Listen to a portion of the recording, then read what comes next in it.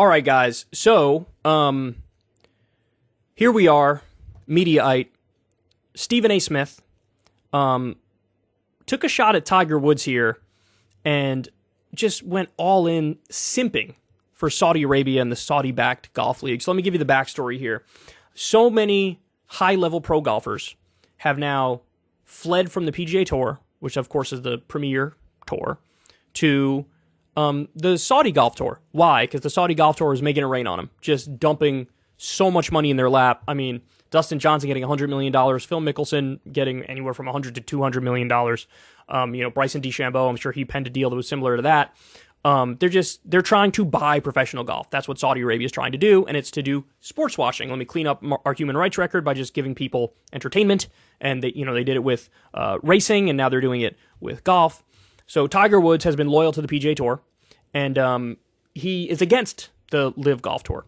And so now the PGA Tour is having an emergency meeting where Tiger's flying in to partake in that meeting, and the idea is to rally support for the PGA Tour and also discuss every option on the table for how to address the threat of this tour moving forward, because it looks like they could just overtake the PGA Tour and become the only game in town.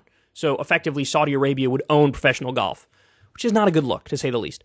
So Stephen A. Smith comes out here, and he's not very happy with Tiger Woods. He doesn't want him rallying support for the PGA Tour. He doesn't want anybody being against LIV Golf, which is the name of the Saudi tour. And let's go ahead and see what he says.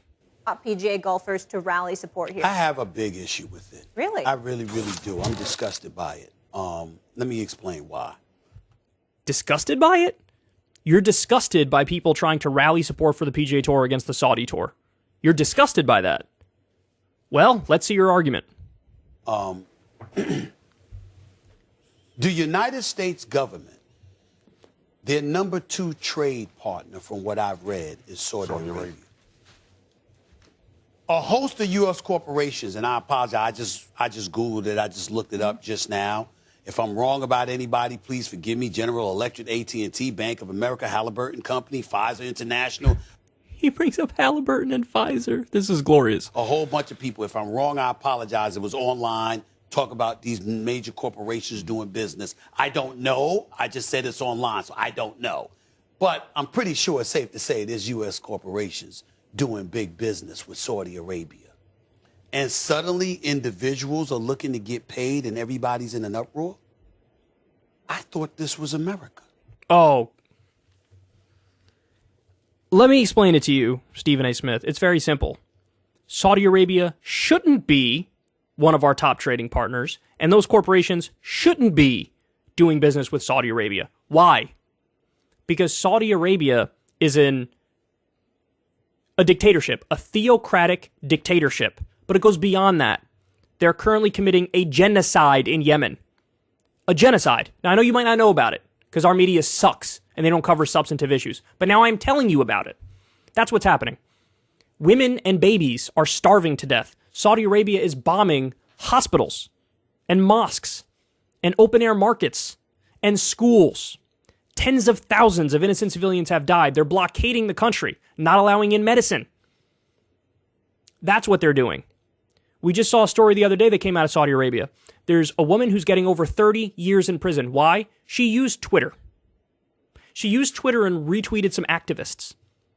Over 30 years in prison now. They treat women like crap. They treat gay people like crap. They behead people in the public square for things like sorcery and witchcraft and apostasy. So yes, all those corporations do business with Saudi Arabia. And yes, we trade with Saudi Arabia, one of our top partners. That shouldn't be the case. And to the extent it needs to be the case, it should be the bare minimum. We shouldn't be arming them to the teeth like we are so they can commit their genocide. I thought we were a capitalistic society. I thought competition breeds our greatness. Is it competition when your rival has literally infinite money? They make $1 billion a day. They don't even have a viable business model. They're willing to lose billions of dollars simply to buy the sport of golf and clean up their image. Is that competition? Is that like a mom and pop small business startup trying to make it? Is that what that is, Stephen A? Please. That's what I thought. Tiger Woods is sitting there acting like the PGA should be the only game in town. The NFL is the only game in town, right? I mean, they tried the USFL, the XFL. Really, the NFL is the only game in town. The NBA is the only game in town, right? For sports in particular, there's been this notion that, hey, maybe in that one instance, in very rare instances, but maybe in that one instance, a monopoly makes sense. Why? Because when it comes to sports, you want all of the best talent under the same organization so that the best players can play against the best players. Don't act like there's not a logic to that. Of course there is. Of course there is. Now, do I have criticisms of the PGA Tour? Of course. I don't like the fact that half the players in a given week don't make any money. I don't like that at all. I don't like the fact that they're registered as a charity, and that's really, one of the reasons they do that is to basically avoid taxes, right? I hate all those things. But the sins of the PGA Tour are nothing compared to that of the Saudi Arabian government. When do we say that? Now, granted, if you're the only game in town, you're the only game in town. Mm-hmm. We see the USFL and we see arena football, but we know it's the NFL and then everybody else. You can have the G League and college basketball, but we know it's the NBA and everybody else. Right, and that's exactly what it was with the PGA Tour. You got Major League Baseball. We understand that you can have those things, but the chances of you usurping them and eclipsing them is slim to none. They are established brands in the United States of America that garners the support of millions, and as a result, that's what we gonna flow with. I'm good with that. Mm-hmm. That's America. You establish your level of dominance to the point that it don't matter what some competition is going to do. Cool. This is different. You got the PGA banning cats from participating. You got Tiger Woods supporting, feeling like players betrayed the PGA. What you owe the PGA? They did betray the PGA. And then they had the nerve to want to... They filed a lawsuit to try to force the PGA to let them play in the playoffs. And they're like, you made your bed, now go sleep in it. You wanted to play with the Saudi Golf League. Okay, go play with the Saudi Golf League. Jesus, man. He's so... Ugh. Show the PGA. You work. You produce. You go out there and you earn your money. They don't pay everybody. Winners get paid. Losers don't necessarily get paid. That he has no idea what the fuck he's talking about. Half of the field gets paid. Again, I want all of them to get paid, but don't say the winners get paid and if you lose, you don't get paid. No. You come in second, third, fourth, fifth. You come in, I don't know how big the average field is, but if you come in like 50th place, you're still getting paid. He just doesn't know what he's talking about. I don't know all the particulars, Swagoo and Molly, and I'm not no shit pretending to. Yeah. Yes, you are. I'm addressing principle, meaning American principle. Now, I'm a black man first, forever and always, and very, very proud of it. But I am a proud American citizen, and I do believe in the American system when it talks about capitalism, when it talks about meritocracy and handling your business and holding your own. Meritocracy is taking $100 million from a dictatorship that's committing a genocide and not even hitting a golf shot yet. That's meritocracy. Getting paid by a genocidal regime is meritocracy, and it's capitalism, and it's a business. And may the best man and woman win. So if you better than live, be better. If Brooks Koepka and you cannot compete with infinite money. You can't do it. And if this precedent stands, Saudi Arabia could just buy up any professional sport they want to and just own the sport. He doesn't care because capitalism in America and, in this country, we're pro-genociders, bro. Bryson DeChambeau and these boys, Bubba Watson and them, with Greg Norman leading the pack, if they want to develop another league and the PGA, go compete with them. And if you don't want to compete with them, don't compete with them. But to sit up there as a golfer, you're Tiger Woods, and you really rallying the troops, I got a problem with that. And last but not least, Charles Barkley, when Liv approached him, let me say this for the record because I was on vacation. Mm-hmm. My private conversations with Charles Barkley will remain as such. What he had to say, and his decision is his decision. Let me tell you what I told him. Man, please, you do what the hell you want to do. This is America. He's talking about Charles Barkley considering working for Live Golf as an announcer, but he wanted, I don't know, 50 million, 100 million, some money like that, and they weren't willing to pay him that amount of money. And he's saying, like, hey, you do what you want to do. This is America, man. This is so vapid and shallow, it's mind-boggling. If they ain't violate no laws in this country, if they're not violating any laws in this country. Well, first of all, let's talk about what the laws should be. What they should be. Should we allow foreign governments, dictatorships, to come in here and buy up whole industries, no questions asked? Oh, if they're not violating any laws. Wait, why are you baking into that conversation that what, all the laws right now are already just? There was a time when slavery was the law. That was the law. Was that a good law? Or should we have changed that law? No, we should have changed it. We should have not allowed slavery, right? So just because it's legal doesn't mean it's right. Just like all of our, the factory towns in the Midwest that were destroyed because the law became you can outsource those jobs for pennies on the dollar and it's fine and destroy these Midwest towns. It's legal. It's legal, right? But it's not correct. It's not the right. It's not what the law should be. And they free to do business, and that's what you want to do, you go ahead and do it. How the hell our government could do business with people and big-time corporations could do business with people, another government, but we going to hold individuals accountable. And I understand I'm sensitive to people talk about 9/11 and the deaths, over 3,000. He is not sensitive to that at all, even in the slightest.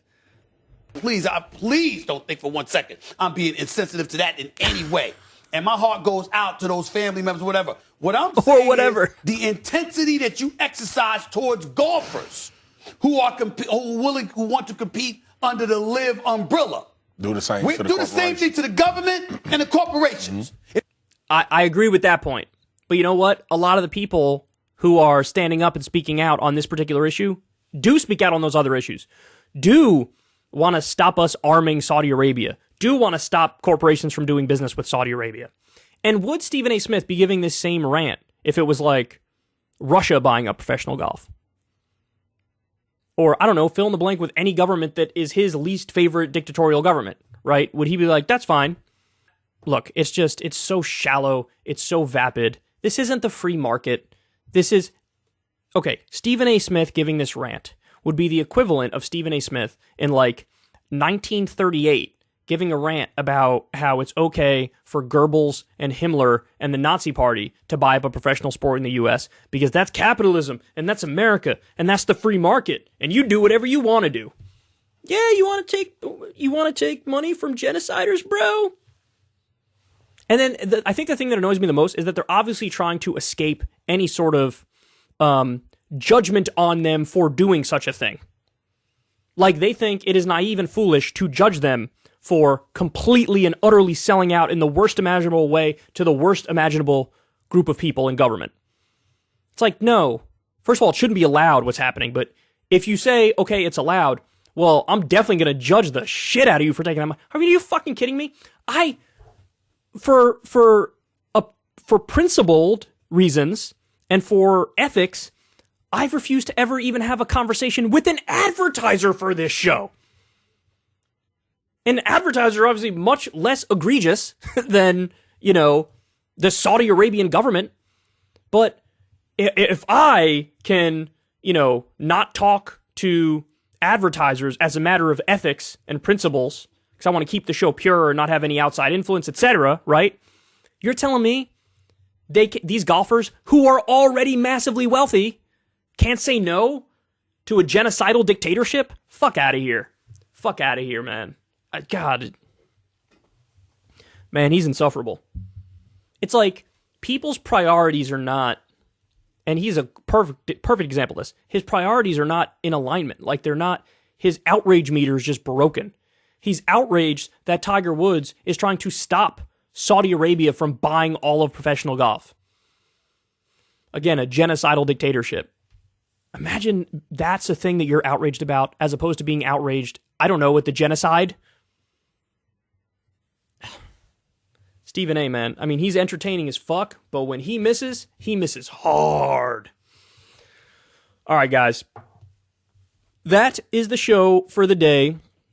I love y'all very much, and I'll talk to you soon. everybody have a great rest of your day. By the way, I want to say thank you to everybody who supports this show on Patreon. You make this show possible. And for those of you who are not supporters on Patreon, if you consider it, I'd really appreciate it. The link is in the video description box on YouTube in almost every single video. So you can just give $2 a month or $5 a month or whatever it is in there. And also thank you to everybody who is a member over on Substack for Crystal Kyle and Friends. So for that, it's $5 a month, and that gets you the video of every single Crystal Kyle and Friends. And it gets it to you a day early, too, when we release that. And anybody can listen to it for free. The audio version of the podcast, it just drops a day later. So again, thank you to everybody on Substack. Thank you to everybody on Patreon. And if you're listening to this, also go ahead and do me a favor and click like and subscribe on YouTube, because, you know, the algorithm doesn't give your boy any love anymore. And so we gotta try to subvert that algorithm. And it's good if you guys subscribe and hit the bell so you get a notification every time I drop a video. But anyway, thanks so much, guys. I love you, and I'll talk to you soon. Peace. Ever since Adpocalypse, when YouTube defunded all independent news and politics overnight, we haven't trusted them. We know they can pull the rug out from underneath us at any time. If you enjoy this content, please consider tipping $1 or $2 per month on the Secular Talk Patreon. Link in the video description box below. Thanks for your support.